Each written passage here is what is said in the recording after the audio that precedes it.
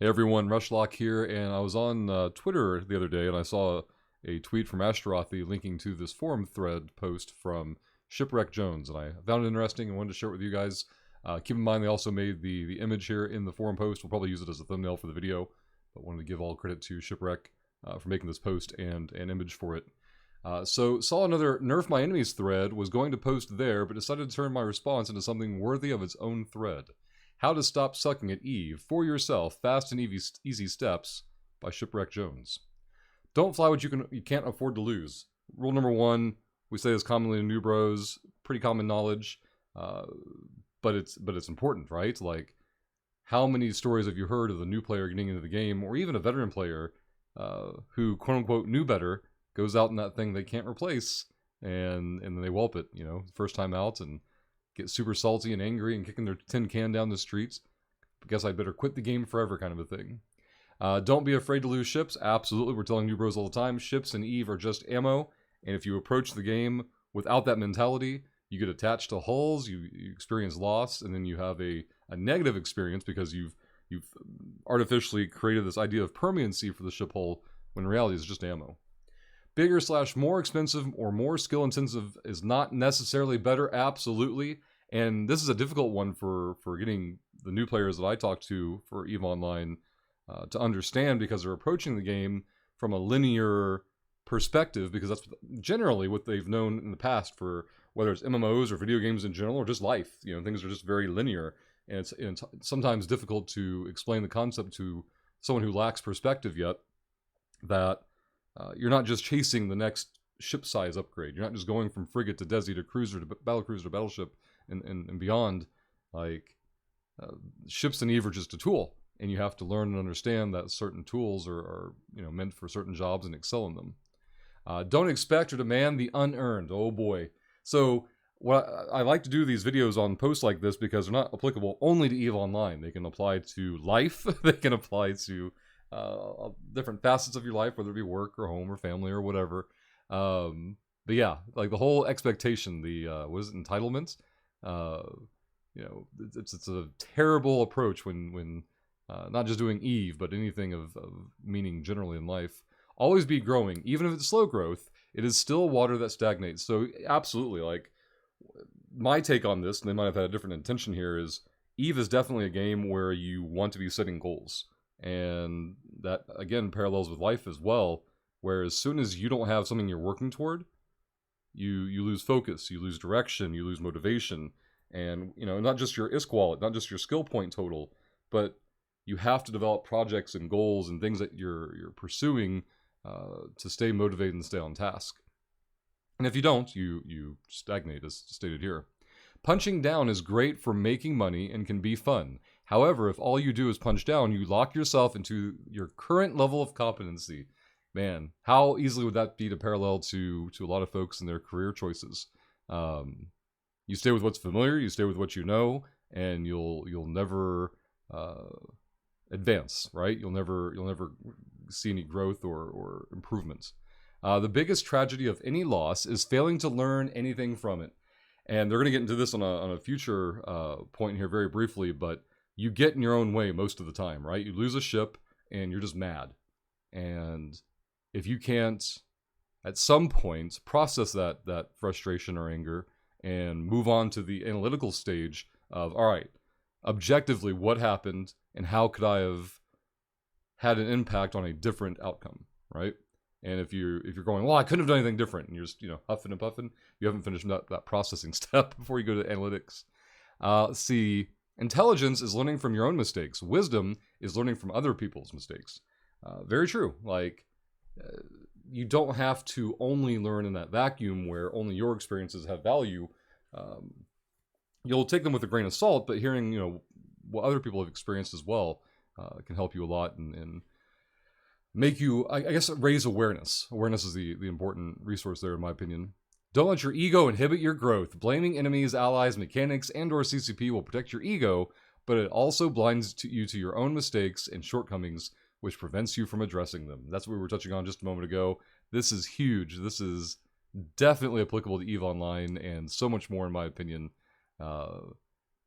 I can't tell you how many kill mails I've seen, or forum posts, or Reddit posts over the years and years and years now, and not again, just not just in Eve, but how many times in your life have you seen somebody blame everyone but themselves for a problem that they have, right?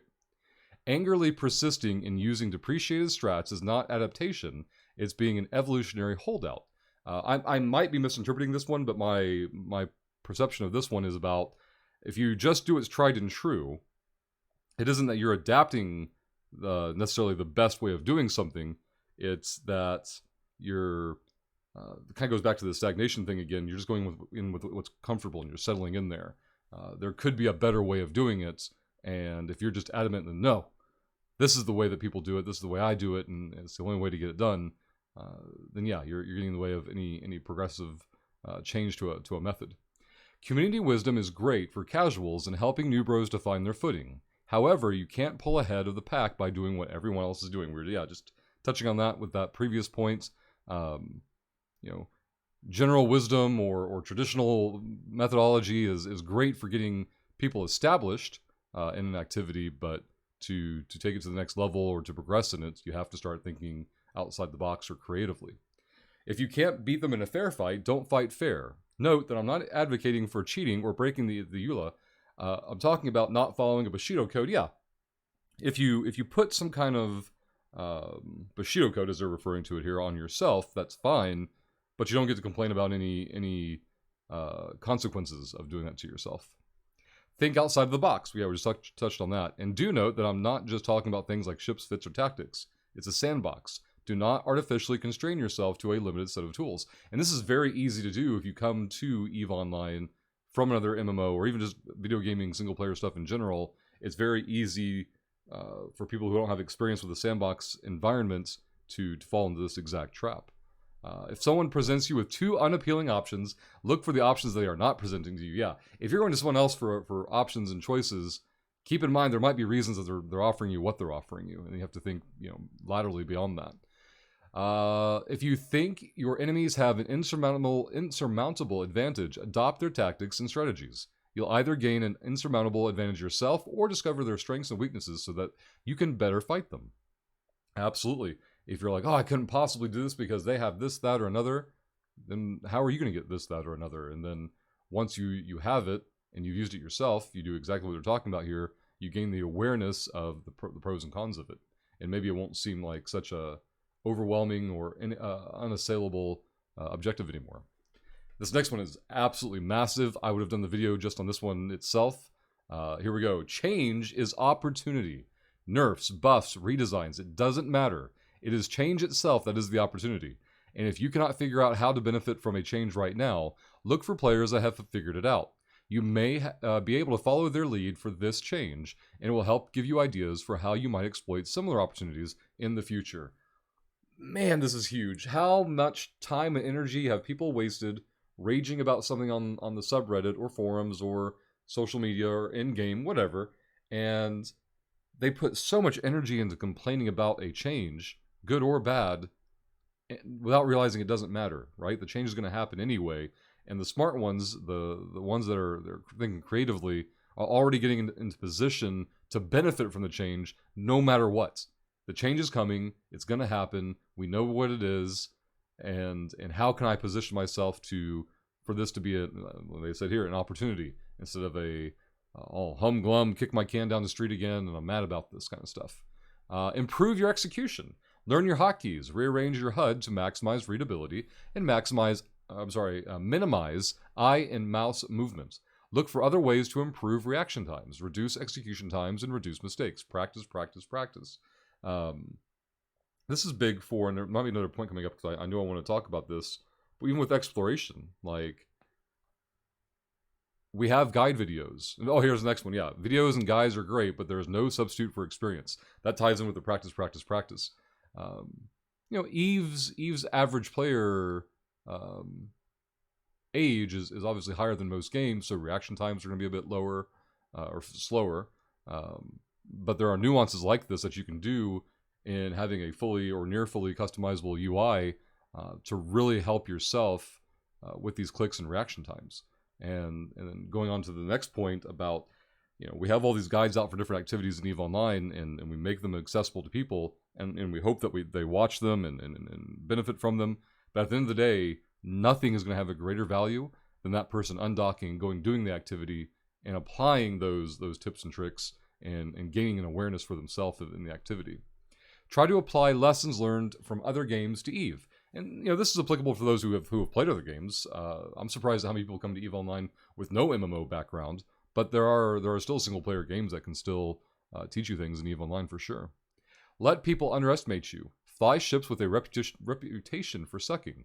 Appear like prey. Try to hide strengths. On a side note, I've heard it argued that people will only underestimate you once, but you'd be surprised how many players fail to learn from their mistakes. Or maybe not, because you already know. This is a huge thing for engagement windows, right? If you're an established solo or small game PvPer and you have the reputation and people recognize you in game, they're going to act accordingly, right? So it's a little unintuitive until someone thinks about this for a few steps ahead. It might seem counterintuitive, but you have to fly things with possibly a narrower engagement profile, because people will count on, oh, that ship is weak, I'm going to go in on it, and they'll just get bloodthirsty or distracted by the opportunity and not pay as much attention to the pilot using it, and then that's how that will play out. But it seems strange to unintuitive fly something with a narrower or more narrow engagement window or profile, but it actually widens it because the number of people who are willing to engage on you now has grown. Never forget that you're playing human opponents. This is huge for multiple reasons. They're going to go into the over and underestimating here in just a moment. Even optimal strats can become suboptimal if it makes you too predictable. You can do everything correctly, procedurally, right, and accurate, but if someone else knows the procedure and can anticipate your next move, you're definitely in a vulnerable position. And now the point before this is going to tie into these next two. Don't underestimate your opponents. Strong players like to act like prey or pretend that they are weaker than they actually are. Exactly. Again, if you're established as a strong performer in a certain activity and you're trying to engage in PvP, your reputation becomes a liability in some cases, not always an asset. Don't overestimate your opponents. Just because they have the superior ship fleet comp and or are acting aggressively, that doesn't mean that they have the skills to back it up. They could or they could not, and you won't know until you engage, and unless you already have the awareness, you can't win that engagement mathematically. Remember, going back to the point about never forget you're playing human opponents. Humans make mistakes. You never know what's going on the other side of that keyboard or that screen, and the opportunity exists for you to pull something off you normally wouldn't think possible. Just anecdotal, little thing that I thought about when I'm just reading that was, I'd spoken to Frank before about hey, what are the odds of me getting a solo kill in an interceptor on a riding VNI, I think. And he was like, yeah, you can tackle it, but they're going to stick drones on you and you're going to die. I gotcha. But I can just disengage unless they have tackle, right? And he's like, yeah. All right, so I went in on one. And they were AFK because it was riding VNI. This was 2 years ago. And we killed it. And how? They were armor repped, active armor repped, but the armor repper wasn't on, and they were AFK. They came back at the end of the fight and were worried about piloting and never turned their armor repper on. And so they just died. Should that have happened? Absolutely not. But you're playing human opponents. Humans make mistakes. Those things can happen. The last point here, I don't know if they're memeing or if it's just going over my head. Tell me in the comments below what you think this means, but the whole fun is for casuals. I definitely think you should be having fun playing anything that you do. Otherwise, what's the point of it? Maybe they're discussing, this kind of my takeaway from it, is EVE is or can be a frustrating experience. You're going to get upset. You're going to get frustrated. You might even get mad. But how you process that and how you resolve that is going to have a longer impact over the course of time, whether this game is for you or not. And if you turn it into an unpleasant experience, it's going to be an unpleasant experience. So, I don't know. Maybe Shipwreck here is just a little more jaded or something. I don't know. Maybe we'll hear from them again and get their perspective on that. But again, I really enjoyed this post, and I wanted to share it with you guys. Thanks to Ashtarothi for tweeting it out. Thanks to Shipwreck for writing it up.